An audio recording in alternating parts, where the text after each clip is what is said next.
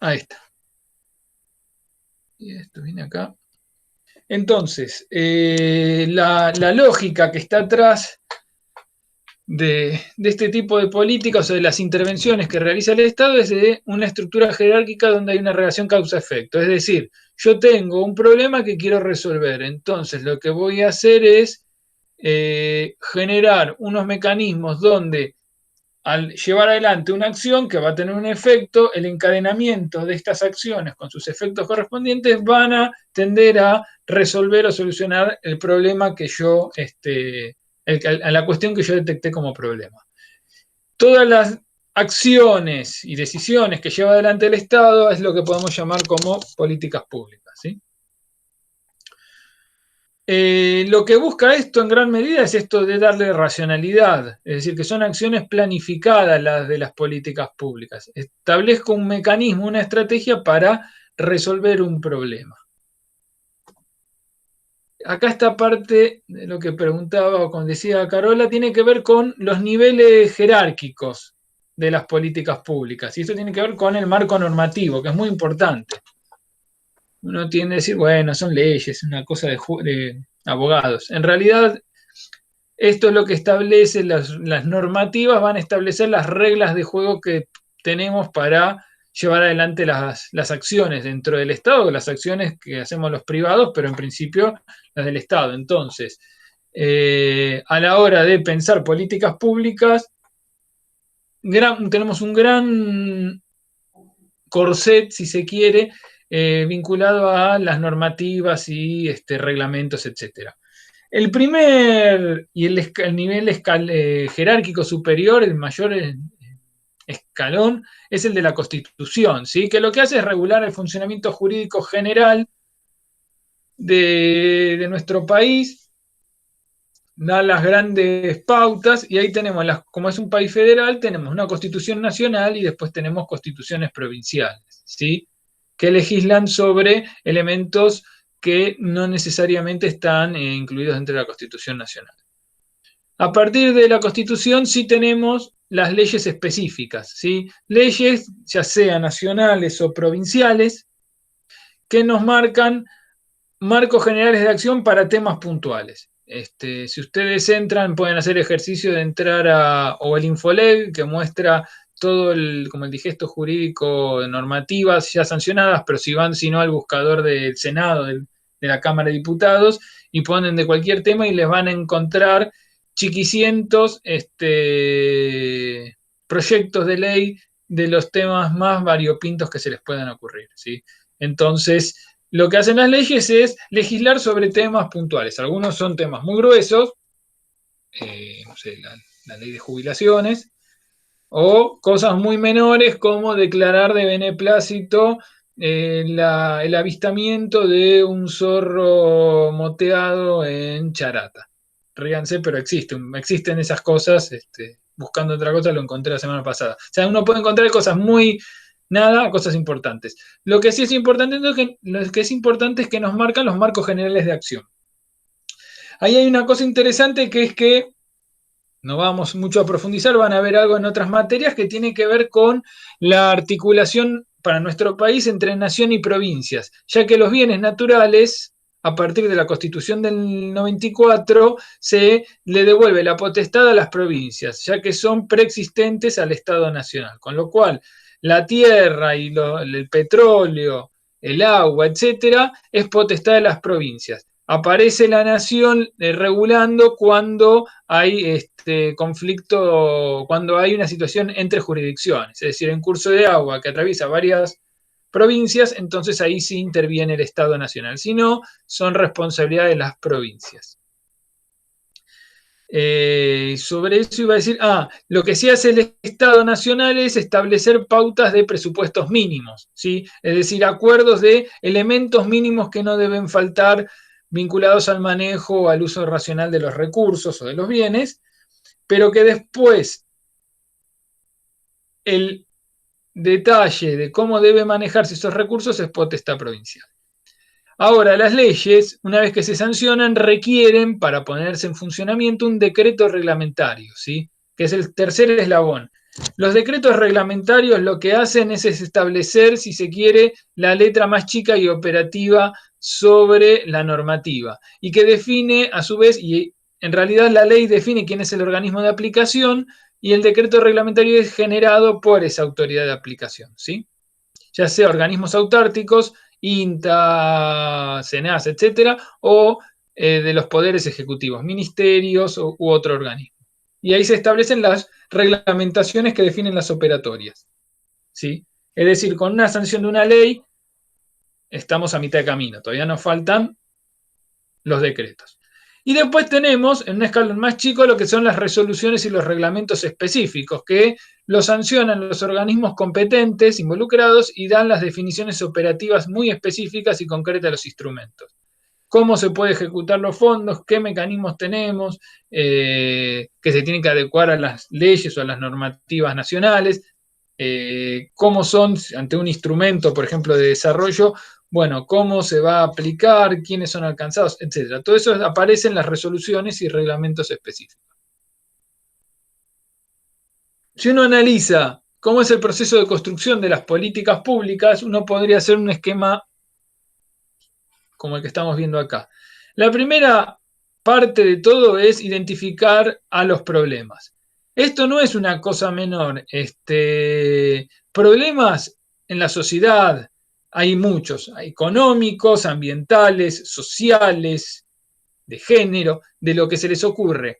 Ahora, para que una cuestión problemática general aparezca como un problema de política de desarrollo, debe haber un salto cualitativo. Se construyen los problemas y en realidad se construye lo que se llama la agenda pública de resolución. Ejemplo, nos preocupa o nos ha preocupado algunas enfermedades o algunas cuestiones crónicas.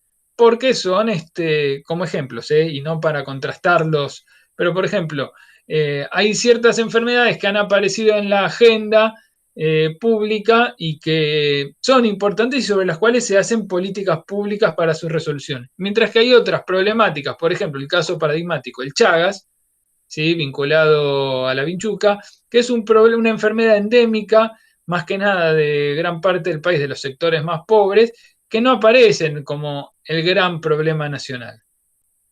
¿Y por qué es esto? Y bueno, esto múltiples razones, pero lo que voy es que no forma parte, no, en la construcción, no es un tema vigente en la agenda pública, ¿sí? Entonces, todas esas cuestiones son importantes porque construyen el qué tenemos que resolver. A partir de eso, o por ejemplo, vamos a poner ejemplos concretos, y tiene que ver también con las políticas y con los sesgos, si se quieren, gubernamentales. La gestión anterior, la presidencia de Macri, hablaba de, ¿se acuerdan? De hambre cero. Es un problema importante. Bueno, no vamos a ver si lo resolvió o no, sabemos que no, pero esta actual gestión aparece con una propuesta relativamente similar, que es esto de Argentina contra el hambre, ¿sí? O el hambre, no es, ¿cómo es que se llama? El hambre más urgente, no, bueno, Argentina contra el hambre. O sea que el problema de la dificultad y ahí hay que operacionar, lo que se llama operacionalizar el problema, hay que definirlo un poco más. Nuestro problema es que hay gente, personas, familias de nuestro país que no tienen acceso a una alimentación saludable y adecuada, ¿sí? Entonces hay problemas alimentarios. Está. Lo que surge después de esto es qué alternativas tenemos para solucionarlo. Entonces aparece lo que se llama la definición de los objetivos. Primero tenemos un gran objetivo, que vamos a ver ahora en la filmina próxima, un viejazo filmina en la diapo próxima. El primero es el de los objetivos. Definimos un objetivo principal, por ejemplo, que no haya más hambre en nuestro país. A partir de eso, uno lo que puede definir son estrategias. ¿Cómo hacemos para resolver el problema ese? Entonces eso tiene que ver también con la identificación de las causas. Uno tiene que ver con la gente no tiene plata para comprar alimentos. Otro problema es que la gente no llega a producir sus alimentos. Entonces, bueno, ahí planteamos objetivos intermedios, que son no más que la definición de las estrategias, cómo vamos a resolver el problema. Y después ahí surgen también las metas, que es plantear en un espacio temporal cantidades de variables cuantitativas, cantidades de resolución del problema. A partir de todo eso, uno define cuáles son las mejores estrategias para resolverlo. Y aparecen entonces las adopciones de alternativas. Y ahí vamos a ver que en la adopción de alternativas, si uno analiza los instrumentales que tiene el Estado para resolver los problemas, y tenemos de acuerdo al nivel de agregación, los planes, los programas y los proyectos. A partir de eso, uno define o construye estos 3 niveles jerárquicos: planes, programas y proyectos, y los empieza a ejecutar. Y para ejecutarlo necesita instrumentos, ¿sí? Ahora vamos a ver un poco más en la definición de cada uno de ellos, y empieza a ejecutarlo. Una vez que por X cantidad de tiempo se ejecuta la alternativa, uno esperaría, por este encadenamiento causa-efecto, que parte total o parcial del problema haya sido resuelta. Entonces, ¿qué vamos a hacer en el punto 5? Evaluar qué resultados obtuvimos, ¿sí? Y eso nos permite identificar éxitos o fracasos en las políticas públicas. Y a partir de eso es un circuito, porque yo puedo reiniciar mi proceso de identificación de problemas. Espera, un momento, ahí, eso, la evaluación, por ejemplo. Sí. ¿Quién está asignado como una institución o alguien alguien que tiene que evaluar eso, o es como una idea más general? O sea, ¿quién evalúa si Macri, por ejemplo, en su gestión fracasó o no? Dios y la patria, en principio. No, bueno, pero digo, no. Es algo como más ahí general, existe ¿no? Viste que antes había como, estaba todo más ordenadito. Sí, esto lo que pasa que no hay un organismo, también depende qué vas a evaluar. Planes, programas o proyectos, en función de cuál es tu nivel jerárquico, también en cada una de estas etapas o cada uno de estos niveles de ejecución de política pública, uno tiene instancias de evaluación que tienen diferente magnitud. No es lo mismo evaluar un proyecto que un programa que un plan. Y eso tiene que ver con la magnitud de ejecución y con la duración del tiempo. Depende muchas veces, no hay un organismo en nuestro país, no hay un organismo nacional vinculado a evaluación de políticas públicas. Eso no lo hay. En la gestión anterior se había creado un ministerio que era el de modernización, justo estábamos hoy charlando de eso, que inicialmente estaba pensado en parte para eso, era su objetivo como ser un evaluador de las políticas de impacto y de los resultados de las políticas públicas en general, a nivel nacional, ¿no? Todo esto de nación. ¿Y quién evaluaba si modernización hacía bien su tarea, no? Porque no hizo muy bien. En realidad, sí, bueno, ahí hay otra cuestión, estamos viendo los básicos, hay otra cuestión que es una cosa es lo dicho y otra lo hecho, digamos. Hay ciertas lecturas, si les interesa ahondar, hay algunos trabajos de que ya están analizando en política pública, análisis de política pública en la gestión de los últimos 4 años para algunos programas de agropecuarios. De eso ya hay algunas cosas hechas, si quieren se los comparto, interesantes. Entre lo dicho y, digamos, y lo que se dice y lo que realmente se quiere. Eso, bueno, hay también marco teórico para analizar, pero lo que voy es que se buscaba hacer eso. Lo que se hacía era usar unos indicadores muy discutibles. En realidad podríamos decir que lo que se buscaba era un ajuste, no viene al caso. Eventualmente, lo que sí hay, o sea, no hay una cosa a nivel nacional, pero después muchos organismos sí tienen sus propios áreas de evaluación. Por ejemplo, en el Ministerio de Desarrollo Social hay una oficina que es el Siempro, que se dedica a hacer evaluación constante de sus indicadores de todos los proyectos que están en ejecución. ¿Sí? Entonces hacen monitoreos, van a ser que son monitoreos, seguimientos y evaluaciones ex post, que es la que se hacen al final. Fran, ¿te hago una consulta? Sí. Así como la jerarquía como legislativa, no sé, leyes, decretos, no me acuerdo cómo seguía en la escalera. Sí, resoluciones. Resoluciones y aplicaciones, ¿puede ser? Me saltó la luz. En realidad, resoluciones y reglamentos, sí. Bien. Esto es algo que tiene un plano de lo formal, digo, está establecido en nuestro código legal y sigue un orden, tiene unos límites y una definición estricta. Ahora, tanto política pública, programa, proyecto y los pasos dentro de cada una de ellas son una definición de análisis político, pero no están definidas formalmente, ¿o sí? ¿Cuál es el límite de una Depende, hay política muchos pública sí. y cuál es el paso a Depende, paso para llevarlo adelante?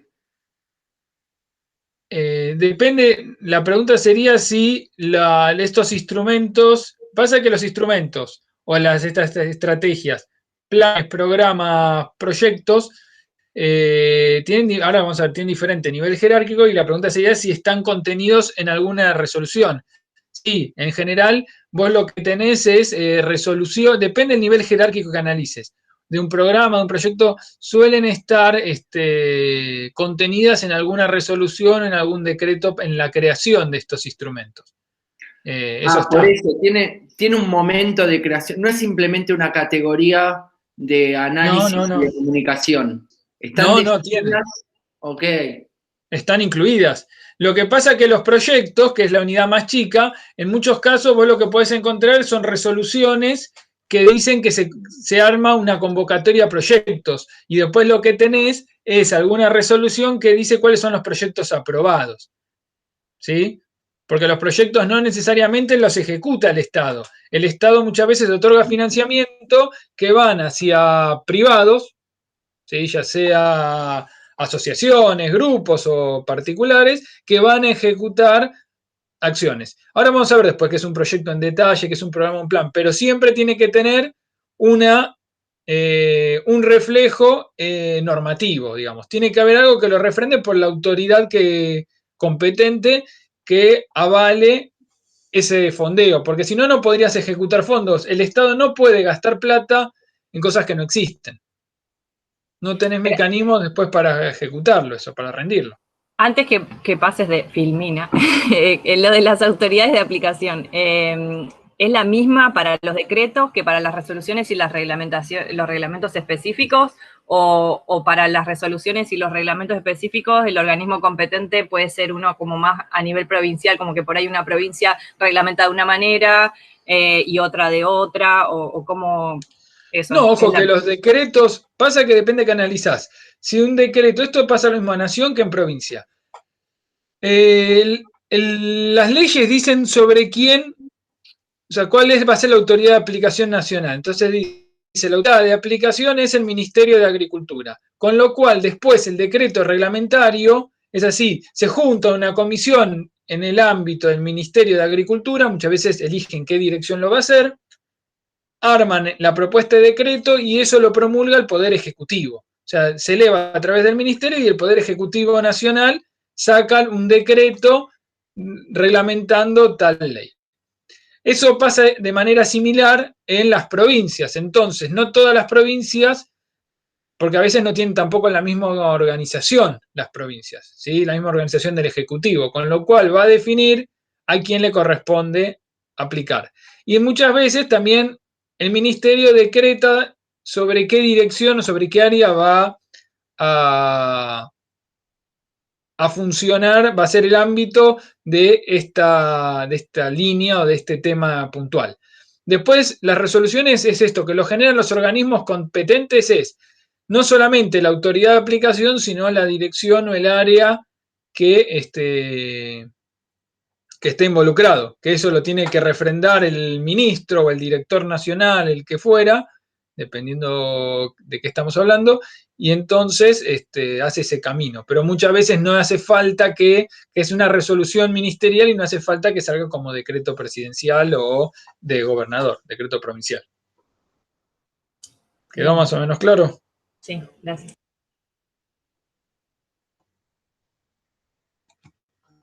Ahora, cuando uno analiza las políticas públicas, lo que debería hacer es analizarlo por dos elementos, y hay dos grandes componentes. Por un lado, los objetivos, y ahí los separamos entre objetivos generales en las estrategias y en las metas, que son más o menos, esto es explícitos y públicos, ya sabemos qué es. Y después tenemos el conjunto de instrumentos, que son las propuestas de acción concretas, ¿sí? Fíjense, los objetivos tenemos. ¿Qué son los objetivos? Son los resultados que queremos lograr. Es hacia qué queremos conseguir. En un momento, o sea, en una cantidad de tiempo determinada. Y tenemos objetivos principales primero, que son pocos, deben ser pocos. ¿Por qué? Porque lo que nos marcan es como el norte, el horizonte. Los objetivos principales no son objetivos que sabemos que no los vamos a lograr ni en el corto ni en el mediano plazo. ¿Sí? Pero que sí nos marcan el rumbo, la direccionalidad hacia dónde queremos ir. Son de máxima jerarquía por eso. ¿Y para qué nos sirven? Nos sirven para construir los objetivos intermedios. ¿Qué son? Son los resultados o condiciones de funcionamiento que tenemos que alcanzar para lograrlo. Y son los objetivos estos intermedios más desagregados. El conjunto de ellos nos marcan las estrategias. ¿Sí? La estrategia es el cómo. ¿Cómo voy a hacer para resolver el problema? Ejemplo. Problema del hambre en Argentina. ¿Cómo lo resolvemos? ¿Qué les parece a ustedes? ¿Cómo lo podrían resolver? Y eso tiene que ver con la identificación de cuáles son las causas. No es algo mecánico. ¿Qué les parece?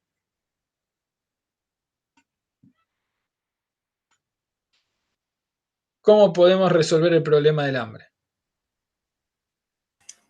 Con lo de la tarjeta alimentar. Bueno, esa es una estrategia, pero eso ya es un objetivo instrumental, porque ahí lo que podemos decir es cómo lo resolvemos. Bueno, nuestro diagnóstico es hay X cantidad de personas que tienen un acceso limitado o tienen mejor dicho, un consumo limitado a determinados productos. Generalmente son deficitarios en vitaminas, pero algunos son también en calorías. O sea, hay gente que come menos que lo que tiene que comer. ¿Cómo hacemos para resolverlo? Ya sea los que acceden a través del mercado es o le entregamos mercadería o le entregamos comida directamente, asistencia alimentaria directa, o le entregamos recursos para que puedan comprarlo en el mercado, una tarjeta alimentaria. ¿Sí? Esa es una opción. Otra opción vinculada también al acceso mediado por el mercado. El de la entrega de comida directa, no, esa es asistencia directa. Otro mecanismo para... Sacarle el IVA a los alimentos principales o algunos o algo así, que como que era un Bueno, impuesto podría ser. Después podemos regresivo. discutir si eso tiene un impacto. Pero si yo le saco el IVA, ¿qué hace en realidad? ¿Uno qué esperaría que haga? No, igual van a dejar el mismo precio y la diferencia se la va a quedar el intermediario. Sí, pasa eso. Exactamente, pasa eso, porque aparte es un impuesto indirecto. Pero póngale que uno lo que esperaría es abaratar alimentos. Entonces, disminuís el costo. O sea, una opción es, mantengo el costo de la canasta, pero le hago una entrega de recursos directos. Otra es, entrego alimento de manera directa. Otra es, reduzco la canasta básica, si bajo el precio de los alimentos. Podemos ver con qué. Podés subsidiar alimentos. Puede subsidiar alimentos. Podés subsidiar la carne y con lo que te ingresa de exportaciones cubrir el subsidio, por ejemplo. Por ejemplo. Entonces ahí tenés diferentes caminos. Otro puede ser estimular la producción de alimentos. Claro, podés agarrar tierras estatales, dárselo a gente para que produzca, después estás produciendo trabajo y esos alimentos que estás produciendo los repartís a cierta cantidad de gente. Sí. Esto que nombramos, que estamos tirando, ¿serían objetivos intermedios? ¿Serían estrategias? Serían estrategias. Pasa que las estrategias vos las podés desagregar, o sea, cuanto más las desagregás, hasta un punto es mejor. Tampoco puede ser una cosa infinita. Pero vos tenés, fíjate, para un gran problema, ¿cuántos problemas tenemos grandes, principales? Uno solo, problema del hambre. Ahora, después sigue el diagnóstico. ¿Cuáles son las causas? Entonces vos marcás, planteado de manera positiva, o sea, como el especular del problema es la resolución, vos planteás diferentes caminos. Y eso tiene que ver mucho también con tus visiones de los problemas, ¿sí? ¿Viste cuando te decía que no están del todo definidos qué es una política pública, qué es... porque hay, no sé, tenemos el problema del hambre y alguien te puede decir, bueno, está asociado al problema de la desigualdad. Bueno, y así podemos ir vinculándolo y no queda del todo definido. Es que bueno, pero que ahí depende de cómo se construye también dos cosas. Cómo se construye la agenda pública de las problemáticas es una cuestión. Y la otra es, una vez que vos definiste, vos podés tener múltiples objetivos generales, en el sentido de que no es que está un manual que diga cuáles tienen que ser. Y eso tiene que ver con los procesos políticos inmersos en las sociedades. Es decir, pensar, de vuelta a esto que yo les decía en alguna de las clases, si piensan que todos vamos a pensar igual en la sociedad, grave error. O sea, no viene el mago Don Consenso con su varita y todos somos amiguitos. No va a funcionar así, más en una sociedad como la Argentina, que es una sociedad muy viva y también muy convulsionada constantemente.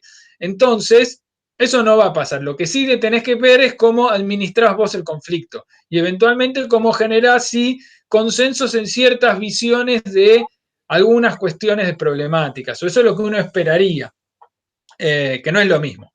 O sea, a partir del conflicto hacia ver cómo haces una mirada conjunta a cómo, si es una mirada conjunta, el que mira diferente es algo anormal. Entonces cambia dramáticamente las dos formas de encararla, las mediaciones las mediaciones y resoluciones de los problemas en nuestra sociedad. Entonces, volviendo a esto, vos fijate, vos planteás objetivos que son estrategias, ¿sí? Objetivos estratégicos, objetivos intermedios. Puedes tener 3, 4, tampoco puedes tener 5 millones, ¿no? Y Ahora, esos por ejemplo, son los que te en este marcan las caso, estrategias. podemos poner ejemplos para este caso, sería, por ejemplo, el nivel de ingresos o el poder adquisitivo de las personas o el nivel de precios de los productos alimenticios o el acceso a la tierra de los productores de alimentos, como diferentes perspectivas Claro, de la problemática, si querés ¿no? poner un título más grueso, puede ser resolver el problema del hambre a través del mercado, o sea, vía instrumentos de mercado. Y ahí, si querés, se derivan dos objetivos intermedios un poco menores, que es entregando alimentos. Uno es subsidiando alimentos, otro es entrega de tarjeta alimentaria, otro mecanismo es entrega directa de alimentos, otro mecanismo es mejora en el nivel salarial de ciertos sectores, así genérico, otro puede ser el de la cuestión productiva que planteaban, ¿sí? Resolverlo a través de generación de estímulos en la generación de trabajo, etcétera. O sea, tenés diferentes, y hay más, vemos algunos. Después uno lo que va a hacer es empezar a construir lo que llaman los objetivos instrumentales, que es lo que estábamos haciendo recién, que es desagregar los objetivos intermedios al máximo posible. Es decir, mis estrategias, ¿cómo las voy a llevar a cabo?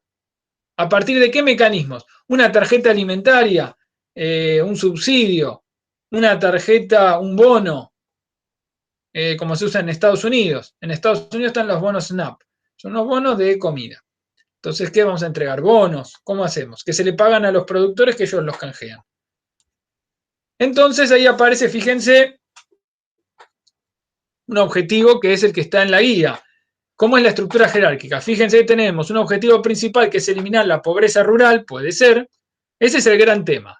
Ahora, ¿cómo lo podemos resolver? Una forma puede ser mejorar los ingresos en las actividades productivas, en los productores más chicos, campesinos, papá. Otra forma es transferir los recursos monetarios a familias por debajo de la línea de pobreza. ¿Sí? Dar asignaciones directas de recursos monetarios. Y ahí aparecen los objetivos instrumentales. Es esto de mejorar los ingresos productivos. ¿Cómo lo resolvemos? ¿Mejorando la productividad o mejorando los precios? Por ejemplo. Las transferencias de recursos, ¿cómo las podemos hacer? Ya sea con un plan de asistencia alimentaria, ¿sí? O bolsones de comida, o una tarjeta alimentar, o algún ingreso ciudadano.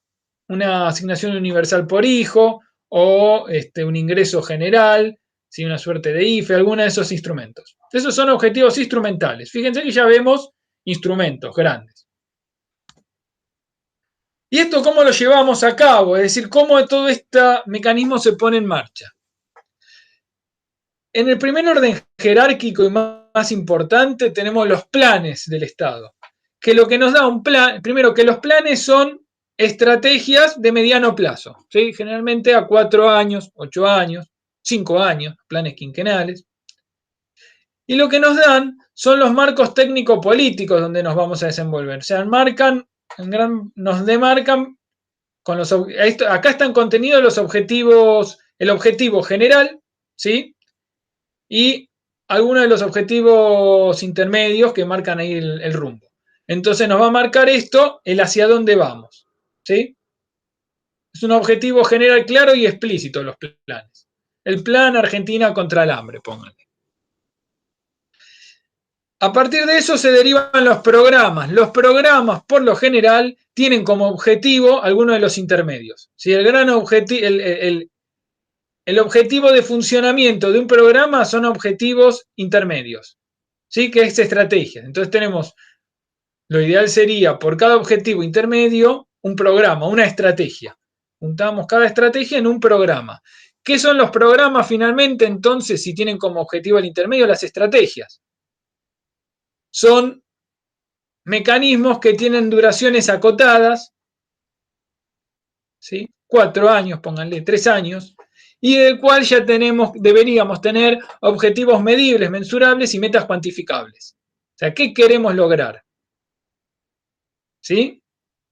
Y ahora, ¿cómo llevamos adelante esto? Con los proyectos. ¿Qué son los proyectos? ¿Se acuerdan que ya vimos evaluación financiera de proyectos, de inversiones?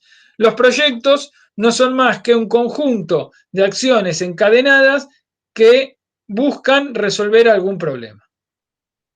Eso es un proyecto. Se llama proyecto porque lo voy a hacer a futuro, pero no es más que un conjunto de acciones encadenadas, causa-efecto, que una vez ejecutados van a buscar resolver algún problema X. Los proyectos son los más cortos, a veces tienen muchos años, ojo, y son como las células básicas, los elementos básicos en la acción estatal, que son acciones concretas que interrelacionadas y encadenadas de manera lógica buscan resolver un problema puntual. La suma de todos los proyectos confluyen en los programas y todos los programas van a ir confluyendo en los planes. ¿Sí? Y esto nos lleva a los instrumentos también. Ya vimos objetivos y luego los instrumentos. ¿Qué son los instrumentos? Los instrumentos son las herramientas concretas que tiene el Estado.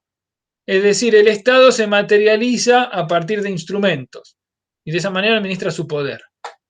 ¿Sí? Son las políticas específicas, concretas.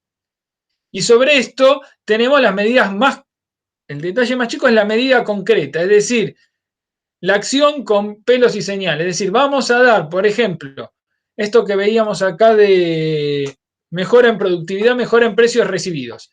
Si el objetivo instrumental es mejorar los precios recibidos, el instrumento, ¿cuál puede ser?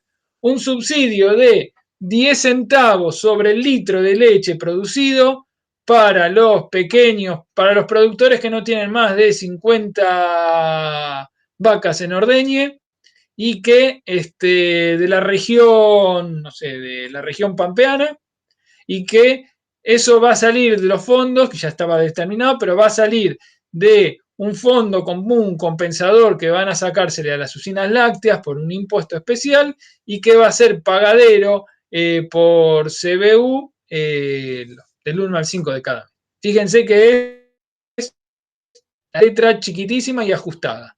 Y entonces la mejora en precio la podemos ver para el que hace leche, para que el que hace leche en diferentes zonas del país tenga diferente nivel de compensación de precios, para el que hace huevos, para la que hace hortalizas, y así. ¿Sí? Y ahí por ahí identificamos qué tipo de productos también vamos a potenciar. Si uno analiza, esto más para análisis, sobre los campos de intervención, ¿dónde se centran los instrumentos? Los instrumentos los podemos englobar en instrumentos que versan sobre estímulos económicos, ¿sí? Lo que buscan es, se meten en los procesos de producción, por ejemplo, créditos orientados, ¿sí? ¿Se acuerdan cuando vimos evaluación financiera? Bueno, si yo te doy un crédito para incorporar capital, por ahí si yo quiero que vos, por ejemplo, incorpores tecnologías de tratamiento de efluentes, ¿sí? O determinado tipo de tecnologías, o que incorpores energías renovables. Entonces, yo te puedo dar un crédito orientado, ¿sí? Un crédito que dice, si vos incorporás tales paneles o tal tipo de tecnología en saneamiento, vas a poder comprarlo con un crédito preferencial, con menor tasa de interés, con periodo de de gracia alto. Entonces lo que estoy haciendo es canalizando la inversión hacia cierto lado. Vos cuando haces la TIR, ¿sí? Sin proyecto haces el BAN y vas a ver que el BAN te conviene si lo haces usando estos créditos y no otros. Con lo cual, uno puede ver que desde una cuestión tendencial, más gente va a invertir en lo que vos querés.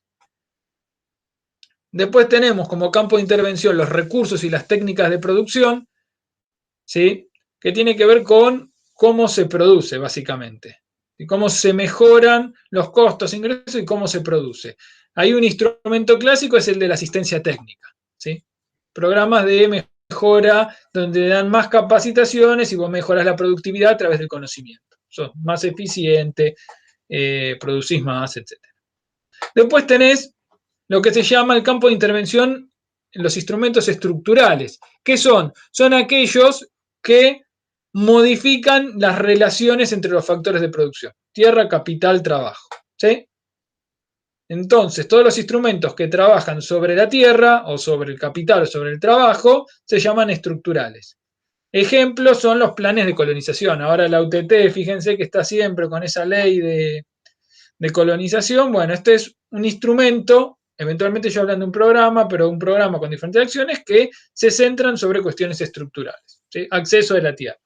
O, por ejemplo, sería eso modificar la ley de arrendamientos. Eso sería trabajar sobre variables estructurales.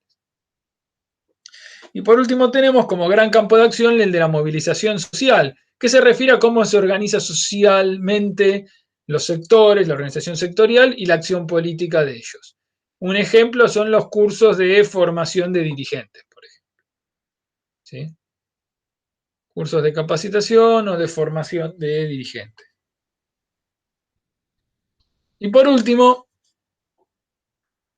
cerrando ese circuito, tenemos el monitoreo y la evaluación de los proyectos y de los programas, etc. ¿Cuál es la diferencia entre uno y otro? El monitoreo son las acciones que se realizan durante el proceso de ejecución del proyecto y que nos permiten, en algunos casos los monitoreos los hacen agentes externos a los proyectos. Últimamente las tendencias dicen que, o alientan que son los propios agentes de los proyectos o de las líneas de intervención los que hagan el monitoreo y que ellos mismos puedan definir qué monitorear. Entonces, monitorear es el seguimiento durante el proceso de ejecución para poder, a partir de variables cuantitativas, pero también cualitativas, que permitan ajustar acciones para lograr los objetivos. Es decir, nosotros dijimos, vamos para allá. Entonces, esto sería una suerte de GPS que nos permite ver si nos estamos desviando del rumbo o si estamos yendo a un lugar mejor. O si hay cosas que no las habíamos tenido en cuenta y que están apareciendo. Por último, tenemos, que no siempre se cumple, es el de la evaluación, que es la que se realiza ex post, es decir, una vez que terminó el proyecto. Nuestras evaluaciones financieras que vimos hasta ahora siempre se hacen ex ante, es decir, antes de poner un peso. Queremos saber si hay agua en la pileta, básicamente. Las evaluaciones ex post se hacen una vez que ejecutaste y lo que querés ver es si lograste los objetivos, si querés ver el impacto, que es difícil de medir impacto, y porque tenés que ver efectos directos e indirectos, y también ves el nivel de ejecución más cuantitativo vinculado a lo presupuestario, etc. Bueno, no sé si hay más preguntas con eso.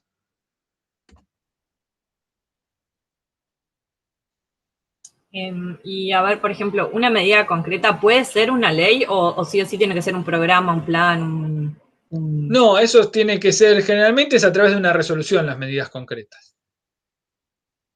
Porque una ley es muy difícil. O sea, las leyes lo que hacen es definirte un gran marco. ¿Sí? Se sanciona la ley 17.800 de fomento de la agricultura familiar. Entonces dice, se van a, artículo 1, se va, ni siquiera la podemos abrir, la buscamos, esa ley o cualquiera otra, que lo que dice es, el organismo de aplicación va a ser el Ministerio de Agricultura y están involucrados también el Ministerio de Economía por el ANSES, el Banco Nacional, dice todos los que están alcanzados. La FIP, pero el organismo de aplicación es Agricultura. Eso lo que está diciendo es, cuando se haga la mesa de reglamentación, va a tener que pasar por todos esos ministerios. O sea, tienen que mandar gente de todos esos lugares para que la revisen porque están todos involucrados. Pero hay un responsable que es el ministerio. Y después lo que dice es, se va a promover los créditos orientados, se va a promover el acceso a la tierra, se va a trabajar en cuestiones de género, se va a y equidad, se va a trabajar cuestiones de comercialización diferencial, se va a trabajar sobre créditos bancarios del Banco Nación. O sea, vos ponés todo lo que se tiene que incluir la ley, ¿sí? Y después lo que tiene que hacer, si es una buena ley, no siempre se hace, es decir, de dónde va a salir la plata. Que ese es el tema. O sea, pero las leyes podrían acompañar objetivos intermedios, instrumentales para que sean más robustos o no tienen nada, o son todos caminos totalmente distintos, no se pueden apoyar. Pasa que me parece que las leyes por lo general dependen de la magnitud y la cuestión. Si es una cosa general, no te dice después cada instrumento y cada acción concreta en la ley, porque después de eso vos tenés que pasar al decreto reglamentario. Pero por eso, antes de eso, es importante que la ley diga de dónde va a salir la plata para esto se pueda ejecutar. Es raro que haya leyes que se puedan ejecutar sin gastar un peso. Entonces, un problema común, muy común de las leyes, y que se hace para que salgan, como decía Violeta Parra, decía, me diste una puerta sin candado, sin cerradura, que es lo mismo que tacho de basura, una cosa así. Es lo mismo, o sea, que cuando esto significa que no tiene valores, se sancionan leyes que son tacho de basura. Es decir, que están todos de acuerdo, pero no le ponen de dónde va a salir la plata para que funcione. Y eso lo que significa es que a la hora de empezar a poner el decreto reglamentario y llevar adelante acciones, no hay plata destinada. Y eso no sale del presupuesto nacional de ningún lado. Entonces, son acciones que nacieron para morir automáticamente. Si no tiene plata, que es la forma en que el Estado se puede poner en marcha, si no tenés fondos operativos, no existe. Entonces, ese es uno de los problemas. Por ejemplo, la ley, y poder modificarlo implica otra ley, que modifique o que agregue un artículo que diga se va a fondear de un tanto porcentaje de tal cosa. Eso es muy común. Las de presupuestos mínimos sí suelen tener de dónde se sale la plata o tampoco. Sí, sí, porque depende también el interés que hay en que salga, o sea, cuántos intereses hay, cuál es el nivel de tensión que hay sobre una ley. La ley, igual los presupuestos mínimos cambia un poquito, es un poco diferente. Ahora vemos por qué. El tema es que entonces uno saca la ley. ¿No? Claro, decreto reglamentario y después las resoluciones. Después los instrumentos, las acciones concretas surgen del decreto reglamentario. Dale, ahora lo hacemos. El 4, ahora pasamos a eso. Y después, con respecto a los presupuestos mínimos, la cuestión es que como se centran sobre bienes naturales, el Estado lo que puede hacer nacional es decretar presupuestos mínimos. O sea, ¿cuál es la línea de base para empezar a charlar? Eso lo que tiene que hacer es pasar a las legislaturas provinciales que tienen que adherirse a esa ley. La ley esa, por ejemplo, la de bosques, dice de dónde sale la plata. Y dice cuáles son las obligaciones, etcétera, de cada provincia. Y después tiene la obligación cada provincia de construir un mapa de aprovechamiento forestal, y todo eso. Pero entonces es como otro paso y aparte ahí es hasta donde se puede legislar a nivel nacional porque el resto son cosas provinciales. Perdón, ya que están en ese tema. Entonces, ¿el presupuesto mínimo es un formato pero tiene peso de ley? Sí, los presupuestos tienen peso de ley, los presupuestos mínimos. Sí. ¿Y es vincular para las provincias? ¿Pueden adherirse o no adherirse? ¿Pueden no adherirse? Sí. Lo que hacen es quedan en un limbo, no se adhieren y ahí queda. Ok. Sí, entonces queda sin aplicar. No lo rechazan, pero como no lo adhieren, queda ahí boyando. Es una forma elegante de no hacerlo. ¿Sí? Porque lo que pasa es para partir, por ejemplo, en la ley de bosques, había que construir el mapa, ¿se acuerdan? Con el semáforo, el amarillo, de acuerdo al aprovechamiento. No sé si seguramente lo han visto, eso, verde, rojo, amarillo, según tipo de. Sí, sí. Bueno, y eso lo proponía cada provincia y lo hacía a través de audiencias públicas. Generalmente se lo encargaba algún organismo provincial o hacía alguna consultoría, etcétera, y se proponía, se hacía así, se proponía el mapa, y entonces eso se tenía que promulgar a partir, o se tenía que no me sale la palabra exacta, se me escapó, si se pone en juego en una audiencia pública. Y en muchos casos terminó con unos despelotes marca cañón eso, porque Tipo no plebiscito. había, no plebiscito, no, se llama, no, porque no es que había que votar. Se pone audiencia pública y se dice, este es el mapa, a ver quién tiene algo para criticar, observar. Y en muchos casos terminaban en unos despelotes y que no es vinculante, entonces lo que terminaban haciendo las provincias, en realidad lo que pasaba es en algunos casos se armó tanto despelote que las provincias tenían que recular y modificarlo, hablando en criollo. Hay casos como el de Salta, Formosa, Corrientes, que terminaron, bueno, Buenos Aires mismo, terminaron en algunos casos con medio batabolas y tenían que modificarlo. El caso de Santiago del Estero fue diferente, por ejemplo, porque ya había una participación más fuerte, había una mesa de tierras, había grupos que ya venían trabajando el tema del desmonte, entonces había menos margen. En otros, por ejemplo, en Salta se había trabajado con audiencias públicas en un mapa de uso. Y faltando 2 o 3 días para cambiar de gobierno, presentaron uno que no tenía nada que ver y aparecía todo verde. Entonces, cuando se presentó, se armó un tole-tole. De hecho, eso se judicializó, fue a la Corte Suprema Nacional, si no me equivoco, ese caso, donde la facultad, la FAUBA, se presentó como amicus curiae, o sea, como es una figura que, amigo del juez, significa que permite aportar más datos. Entonces presentó más datos que demostraban que lo que habían hecho era medio una chantada, con lo cual medio que buen cristiano recularon en chancletas y hubo que rediscutirlo, porque no era ni siquiera lo que se venía conversando. Y así con otros lugares también, ¿no? No fue el único. La última pregunta de presupuestos mínimos. Entonces, presupuestos mínimos están dentro de una ley, pero Sí. solamente digamos, la figura de presupuestos mínimos solamente aplica cuando son leyes de temas ambientales o hay presupuestos mínimos de otras cosas. No, puede haber de otras cosas. Depende sobre qué versás. El presupuesto mínimo se centra sobre leyes que reglan sobre el uso de algo.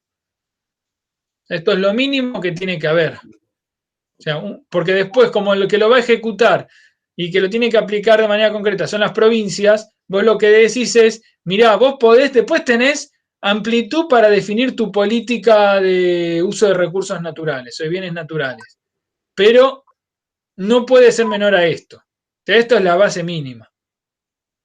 Te marca ya el escenario. Vos tenés que hacer el mapa, tenés que convocar, tenés que armar esta oficina que haga este laburo. O sea, estas cosas no podés. Si querés ponerle más cosas y ser más estricto, perfecto.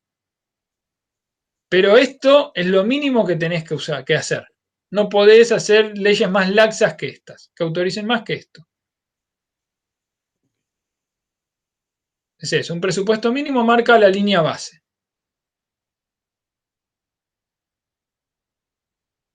Es eso. Bueno, a ver, vamos a buscar el de tasaciones, pregunta. Esperen que lo busco. Renta, ¿no?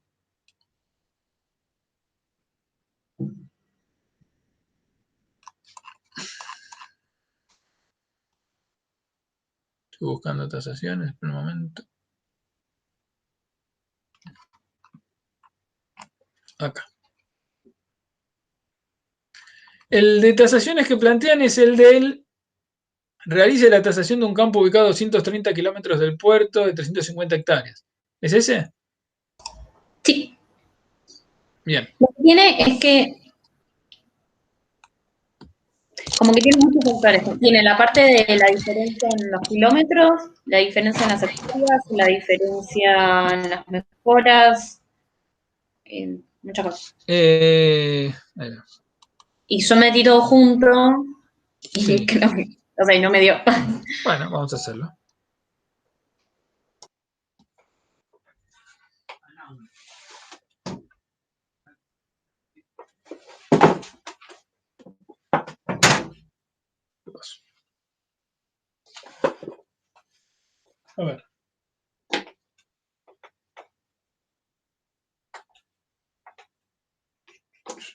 Dice, realice la tasación de un campo ubicado a 230 kilómetros del puerto, de 350 hectáreas y con mejoras por valor de 180.000 pesos. Bueno, 350 hectáreas.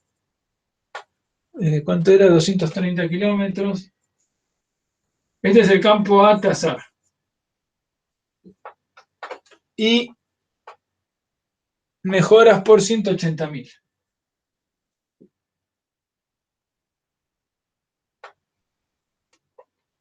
Bien. Esto es en febrero del 2006. Sabiendo que se vendió un lote de 200 hectáreas, este es el campo de referencia. Acuérdense que este método es un método comparativo, es importante los pasos. Campo de referencia, un lote de 200 hectáreas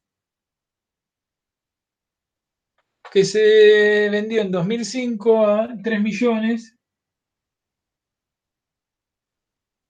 120.000 era, sí. 3.120.000 pesos.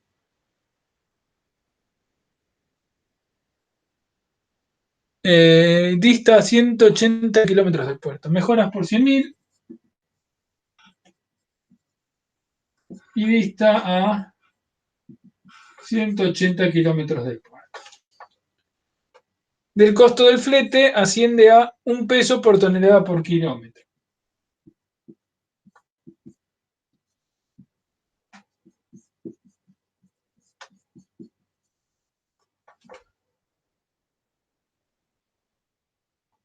Los rendimientos promedios.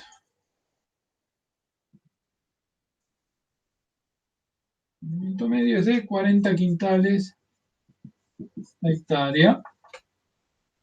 Los IPIM son, ponemos todos los datos, IPIM 06 y IPIM 05. 266, 07, 234. Bueno, hay un costo de oportunidad del 5%. Bueno, lo que tenemos que hacer es, ¿se acuerdan? Método comparativo. Lo que hacemos es comparar campo de referencia versus a tasar. La primera cuestión es actualizar el campo a tasar. Para eso lo que tenemos que ver es qué datos hay. A nosotros siempre lo que nos interesa, esto es muy importante, es el valor de la tierra libre de mejoras. Acuérdense que para hacer estos análisis lo primero que hacemos es volar las mejoras que haya, o si son las del campo de atasar, los ponemos al final, pero las volamos. ¿Por qué? Porque las mejoras se tasan de manera diferente, eso ya lo charlamos. Las mejoras no están distribuidas de manera uniforme en los predios, con lo cual habría que volarlas. Pero ese precio que dan es libre de mejoras, o hay que restárselo. O sea, yo entendí como las mejoras te lo dice después, que no tenía puesta las mejoras en el precio que nos dan antes. No, te dice que está libre de mejoras. Te dice que se vendió un lote ¿a cuánto? A 3.120.000. Ese lote tenía mejoras de 100.000. Con lo cual, están ahí adentro. Vos piénselo de esta manera, cuando vos consultás o tenés la referencia, vos lo que tenés es la referencia de los valores de venta de los bienes, ¿sí? De un campo. Y ahí adentro hay mejoras, tenés que acceder a esa información o tendrías que tener una idea aproximada. Pero el valor de venta del campo tiene metido todo adentro. Vos tenés que empezar entonces a desarmar esa información, a hacer el camino inverso. Entonces hay que actualizar primero el camino a tasar, el campo a tasar. Lo que vamos a hacer es, antes que eso, es el valor del campo, que es 3.120.000 pesos, menos las mejoras. ¿Cuánto es las mejoras? 100.000. ¿Eso cuánto nos da? 3 millones. ¿Llegan a ver si? 3.020.000 pesos. Dividido la superficie, ¿de cuánto es? 200 hectáreas. ¿Cuánto da esto? 15.100. Muy bien, 15.100 pesos la hectárea. Sin embargo, esto era en enero del 2005. Yo lo que quiero saber es, si yo tuviese que evaluar este campo al día de hoy, ¿cuánto valdría? Entonces lo que vamos a hacer es, el valor de la tierra libre de mejoras del campo de referencia actualizado va a ser igual al valor de la tierra, al 0,6 si quiero, libre de mejoras de referencia en el 0,5 por el IPIM más reciente dividido el IPIM más antiguo. O sea, ponemos 15.100 por hectárea por 266,07, esto no tiene unidades, dividido 236. ¿Cuánto me da?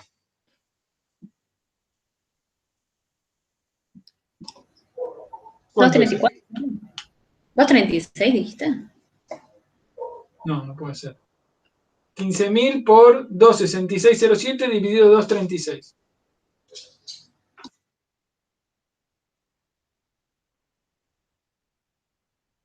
¿No es 234? Es 234. Igual no debe dar mucha diferencia. Perdón. 17.169. Claro, yo igual ahí me di cuenta del error porque yo no lo dividí por las 200 hectáreas. Lo hice como en el total. Está bien. No, es eso. Hay que primero pasar. Siempre se trabaja con pesos por hectárea. El cálculo es por hectárea. Porque nosotros lo estamos viendo aparte simplificado. ¿Se acuerdan que acá estamos partiendo de una suposición fuerte que todo el campo es homogéneo? En la realidad los campos no son homogéneos. Entonces esto uno lo va haciendo va ajustando con los lotes que tienen igualdad de calidad. Entonces después lo sumás todo y después sumás las mejoras. Pero bueno, hasta acá estamos, digamos. A los términos particulares venimos bien. Ya tenemos el valor de la tierra libre de mejoras del campo de referencia actualizado. Esto sería el día de hoy. El 2 es el ajuste por por calidad o distancia. Acá lo marco, o distancia. No podemos los dos a la vez. En este caso, el ajuste, ¿por cuál sería? Distancia, ¿no? Por distancia. Entonces, fíjense, partimos de un supuesto que es que los dos campos son homogéneos en calidad. O sea, los dos rinden 40 quintales. La calidad es la misma. Lo que cambia es la distancia. ¿Cuál está más lejos?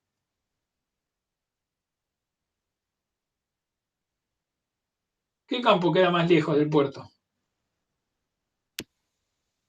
El campo de Tazar. Y entonces, ¿cuál es más barato? A igualdad de calidad. El campo de Tazar. El campo de Tazar. Ahí va. A lo cual vamos a hacer los ajustes. Acá en los ajustes estos, ¿se acuerdan que, ahora lo borro eso, pero lo que nos interesa es ver la diferencia del valor de la tierra libre de mejoras. Y esto era igual a la diferencia de la renta por el costo de oportunidad.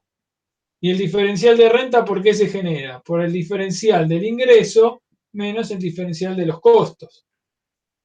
Este sería el camino. Nosotros vamos a empezar de acá para allá, pero es esto. Yo quiero saber cuál es la diferencia del valor de la tierra por productividad o por distancia. Y eso se debe a cuánto cambia la renta, ¿sí? Sobre el costo de oportunidad, pero me interesa cuánto cambia la renta. Y para saber cuánto cambia la renta, lo que voy a hacer es el cálculo, cuánto cambia el ingreso y el costo. A partir de eso, bueno, veamos. Diferencial de ingreso. ¿Cuánto sería acá el ingreso, el diferencial de ingreso? 0. 0, muy bien. Los dos rinden lo mismo, con lo cual no hay cambios.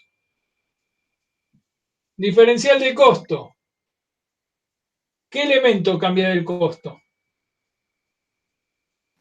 La distancia al puerto, no sé dónde era. Perfecto. El flete. Entonces calculemos el flete. La diferencia del flete va a ser igual al costo del flete unitario por el rendimiento por la distancia, por el delta distancia. O sea que va a ser kilómetros tasar menos kilómetros referencia. Vamos a anotarlo acá de vuelta. Va a ser igual a 1 peso por tonelada kilómetro por 4 toneladas por hectárea por 350 menos 200 kilómetros. Noten las unidades Ahí, para saber cómo meten yo la pata. lo había pasado quintales y después no me dio. Y después lo hice en toneladas y ahí me dio. Pero, ¿qué cambia eso? Si está en quintales, por ejemplo. Es que tenés que llevar toda la misma unidad. Si esto está en Sí, toneladas, sí. tenés que llevar todas toneladas. Si lo Sí, sí, pasás ya aquí, a quintales sería multiplicar todo por 10, ¿no? no. O sea, si, Por 0. No, porque si haces 40 quintales, acá le tendrías que sacar uno. Porque el quintal va a valer menos. Porque la unidad del flete te la están dando en toneladas. Toneladas. Ya te la Si, dan así. Es un si peso por vale, tonelada. si vale un Yo peso también, por tonelada, ¿cuánto es un peso por quintal? 10 Sebastián, centavos. lo comenté a quintales, Claro, vale menos. multipliqué por 0,1 quintales sobre toneladas. Entonces se cancela. Claro. Si Igual te llevas quería una tonelada,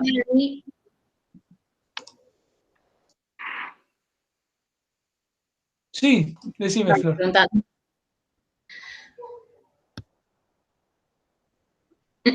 Bueno, no, ¿qué pusiste ahí? 350 menos. 200. No, ¿cuánto era en Pero flete? ¿no es 180 No lo kilómetros? veía. Acá, sí, acá, perdón. Sí, ¿No? no lo estaba viendo. Puse las hectáreas. Referencia menos el campo tasar. Claro. O al revés. Kilómetro a tasar menos kilómetros de referencia. Ah, no, al revés entonces. Eso va a ser igual a. ¿Cuánto es 350 menos 180? 170. Bueno, ¿No? Sí, es 170. Bueno, 170 por 4. ¿Cuánto sería? perdón, de vuelta, Espera, ¿por qué se... no es 350, Pero es 230 menos 180, porque la Eso, distancia, eso es. anoté cualquier cosa. 350 Es era en este. la superficie en hectáreas. En la superficie acá, no veo un cornete de acá. Es este y este. Ahí está. Ahora sí. 230. Me parece que se iba mucho en los costos. Ahora sí. ¿Cuánto me da esto? 50. Entonces 200. va a ser 200. 200 pesos. Entonces va a ser ingreso 0 menos 200. ¿Cuánto me da de diferencial de renta? 200. Menos 200. ¿Sí? Entonces, el diferencial de valor de la tierra libre de mejoras va a ser igual a menos 200 pesos por hectárea elevado a la 0,05, que es nuestro costo de oportunidad. ¿Cuánto me da eso? 4.000. ¿1000? ¿4.000? No. No, Sí, 4.000. 4.000. 4000. Menos 4000 pesos por hectárea. Entonces, lo que hacemos ahora es, va a ser el valor de la tierra libre de mejoras del campo de referencia más el delta del valor de la tierra, que en este caso va a ser igual a 17.169 pesos por hectárea menos 4.000 pesos por hectárea. ¿Cuánto me da esto?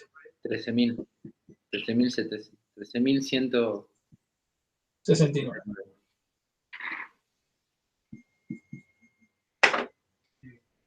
¿Hasta acá me siguen?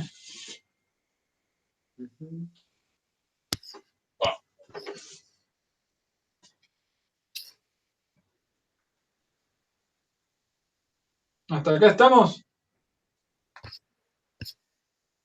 Claro, y eso lo multiplicás por las 350 Ya, hectáreas. ahora nos queda el paso siguiente, que es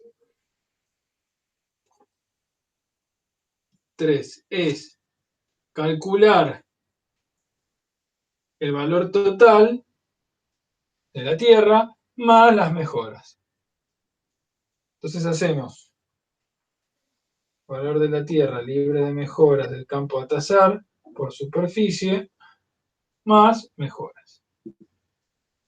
13.169 pesos por hectárea por, ahora sí, era 350 más 180.000. ¿Cuánto me da esto? 4.789.316. Excelente, gracias. El valor total es este.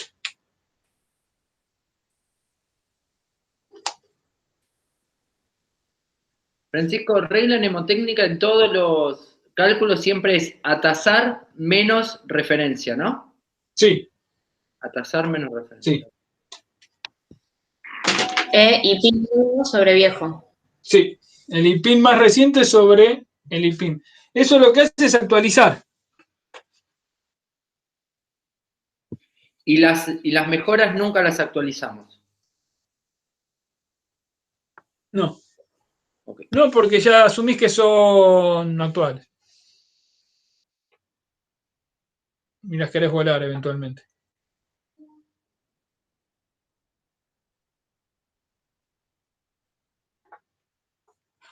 Te hago una pregunta que tal vez, quizás me desapruebes acá mismo y ya no llega al parcial con lo que te voy a preguntar, pero esto es un costo, lo que medimos con el flete es costo de comercialización, que inicialmente Sí. no lo sumábamos a los costos de producción. ¿Cómo? Inicialmente, si no me acuerdo mal, no lo sumábamos a los costos de producción, ¿o sí? No, se cortó, no entendí nada. Claro, lo de que se restaba los gastos directamente, Claro, que no, se restaba después de cuando les A los pagaban. precios, sí. no lo sumábamos al costo de producción en los otros temas de la No, utilidad. no porque Eran no gastos tenés de comercialización. inmovilización del capital, pero acá, si no, ¿cómo lo metés? Si no tenés diferencia de... Si lo metés en los ingresos, no tenés nada porque no hubo cambio. Está bien, por eso digo, conceptualmente si nosotros te lo escribimos así no nos vas a poner mal, porque se lo No, porque de hecho lo Ok, tiene que poner así, de hecho. está bien. Es más, el problema de esta metodología es que es eso, como es un método recontra estabulado, no hay margen de innovación. No sé si me explico. Es decir, no, ¿por qué? Si lo dijo bien. Una buena pregunta. Fíjate que esto, si vos lo repartieras y hicieras todo en superficie total y después lo dividís al final, te va a dar igual. O sea, tenés muchos mecanismos para que te dé siempre lo mismo, porque son pocos cálculos. Pero el Sí, problema es que metodológicamente está mal.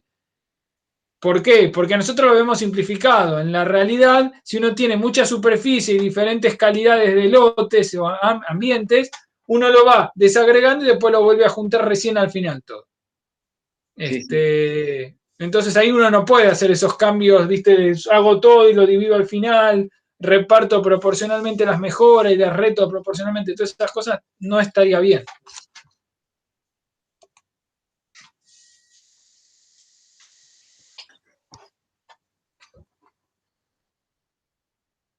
Bueno, no sé si el resto tiene alguna consulta.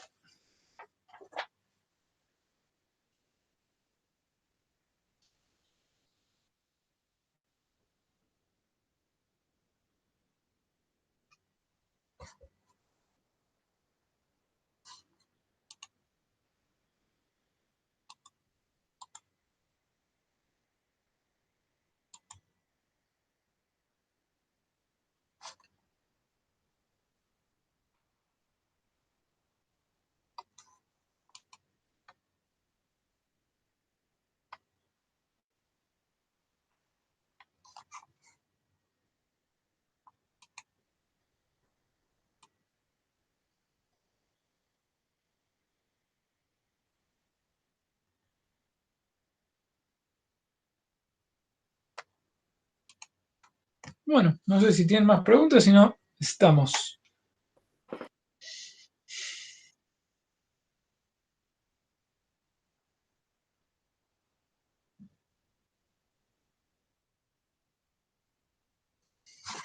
Yo tenía una duda con respecto a la parte de tecnologías, las distintas tecnologías, en la parte de apropiación del excedente por el inventor. No, Sí. ¿por qué con las químicas, por qué es que la apropiación es menor, digamos, que las mecánicas? De- Me cuesta ahí darme porque cuenta. depende, sí, porque depende del tipo de innovación en realidad. O sea, si tienen patentes o no, pero muchas de las químicas, la mayoría, son commodities de venta libre, digamos, no tienen un único propietario. Entonces lo que pasa es que ahí juegan sí claramente las mercados, cómo es la oferta de libre juego de la oferta y la demanda. Entonces ya no es factible seguir agregarle algún plus de diferencial para apropiarse del excedente. Fíjense, por ejemplo, la urea, químico por excelencia. Hay urea nacional, hay urea importada. Si no te gusta una, compras otra, pero de hecho, el que lo fabrica no sabe ni quién lo va a comprar eso. Con lo cual es muy difícil que pueda apropiarse. Va a ser muy limitado. Lo mismo con el glifosato, en un extremo. El glifosato, la patente es libre, con lo cual, eh, digamos, son más los costos de producción, pero es muy difícil. Por ejemplo, Monsanto, que vende el Roundup. Para vender el Roundup, que lo vende más caro, lo vende con más chiche, digamos, con el técnico que te asesora, con la gorrita y con garantía de que si lo aplicaste con lluvia, además de contaminar las napas, pero te da el glifosato para reponerlo, digamos, tiene otros mecanismos para poder hacer ese diferencial, pero ya la capacidad de apropiación del excedente está muy restringida. ¿Me explico? No hay mecanismos jurídicos que le faciliten el apropiarse de ese excedente, que permitan esa extracción. Depende del Ah, tipo está bien. de desarrollo particular igual, ¿no? Ah, Hay algunos está. que sí. Sí, porque me costaba con las bióticas un poco más fácil, pero digamos es por la cantidad de oferta que hay en el mercado, Y claro, básicamente. depende de la naturaleza del producto también. Si vos ponele que tuvieses un insumo químico que fuese recontra esencial y, y protegido por leyes, o sea, por leyes de propiedad intelectual y muy restringido. Bueno, caso de las vacunas, si quieren verlo. Un comportamiento de una tecnología química o de un medicamento. El valor de los medicamentos no está basado en el costo de producción, sino en la apropiación de excedentes. De hecho, para algunos medicamentos, de eso hay bastantes trabajos hechos, lo que calculan es cuál es la mejora en la eficiencia marginal de la vida que salvan. Entonces, como salvan, si es gente más joven o más vieja, o son cosas de vida o muerte, el valor del medicamento está basado en eso y no en el costo, con lo cual lo venden mucho más caro. Ni en el desarrollo, ni siquiera tiene relación con la inversión tecnológica para generarlo, sino en cuánto se pueden apropiar y en lo que pueden tirar. Y eso basa también en las leyes de patentes. ¿Sí? Entonces no es que hay una cosa uniforme, pero en el sector agropecuario tiende a pasar eso. Perfecto, gracias. No, de nada.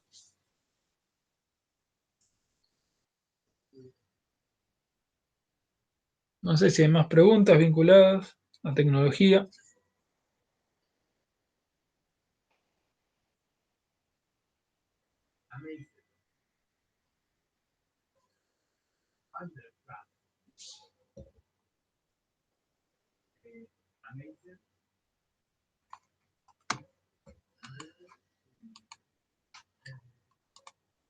Si no estamos, muchachos.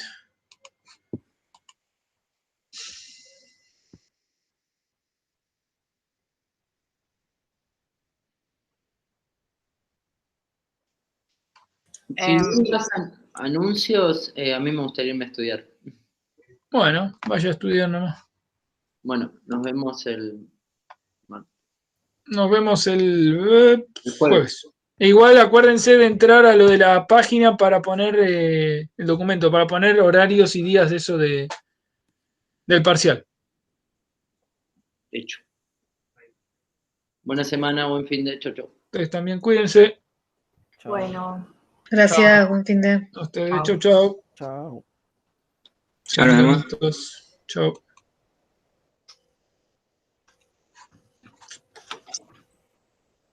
Profe.